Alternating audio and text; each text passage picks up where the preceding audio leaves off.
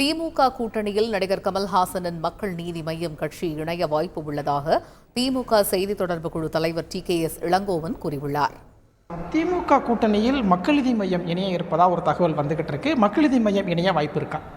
இருக்கலாம். ஏன்னா ஏற்கனவே அவர்கள் கமலஹாசன் அவர்கள் பாஜகவுக்கு எதிரான நிலைப்பாட்டிலே இருக்கிறார். அவர் திராவிட முன்னேற்ற கழகத்தோடு இருக்க வேண்டும் என்று இருக்கிறார். கொள்கை அடிப்படையில் அவர் தந்தை பெரியாரின் கொள்கையை ஏற்றுக்கொண்டவராக இருக்கிறார்.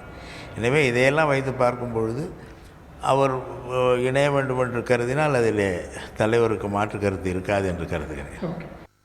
கூட்டணி கட்சிகளுடன் மார்ச் 10ஆம் தேதிக்குள் தொகுதி பங்கீடு பேச்சுவார்த்தை நிறைவடையும் என்று திமுக செய்தி தொடர்பு குழு தலைவர் TKS இளங்கோவன் கூறினார்.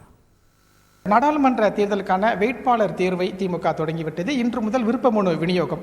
எத்தனை நாளுக்கு இந்த விருப்பமனு விநியோகம் செய்யப்படும்? வாரத்திற்கு விருப்ப மனுக்கள் விநியோகம் செய்வோம். 1ஆம் தேதி முதல் 7ஆம் தேதி வரை அவர்கள் மனுக்களை நிறைவு செய்து பணம் செலுத்த வேண்டும். எந்த தொகுதிக்கு கேட்கிறார்கள் என்பதையெல்லாம் அந்த விவரங்கள், அவர்கள் குறித்த வேட்பாளர் குறித்த விவரங்களை எல்லாம் நிறைவு செய்து 1 முதல் 7 வரை தலைமை கழகத்தில் கட்டணம் செலுத்தி வழங்கிட வேண்டும்.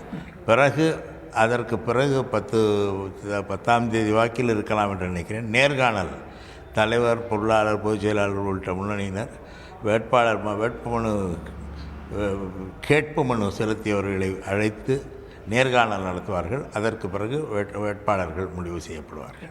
கூட்டணி கட்சிகளோடு முதல் சுற்று பேச்சுவார்த்தை நிறைவடைந்திருக்கிறது. 2ஆம் சுற்று பேச்சுவார்த்தை எப்போ தொடங்க போகுது? ஒப்பந்தம்லாம் இப்போ கையெழுத்தாக வாய்ப்பு இருக்குது சார்? இப்போ அது இன்னும் தேர்தல் அறிவிப்புக்காக காத்திருக்கிறோம். அதனாலே ஒரு கட்டம் 2 கட்டம் என்று பேச்சுவார்த்தை நடக்கும். எல்லாமே ஒரு 10 தேதிக்குள் அநேகமாக முடிவடைவதற்கான வாய்ப்பு இருக்கிறது. செய்திகளை உடனுக்குடன் தெரிந்து கொள்ள உடனே சப்ஸ்கிரைப் பண்ணுங்க.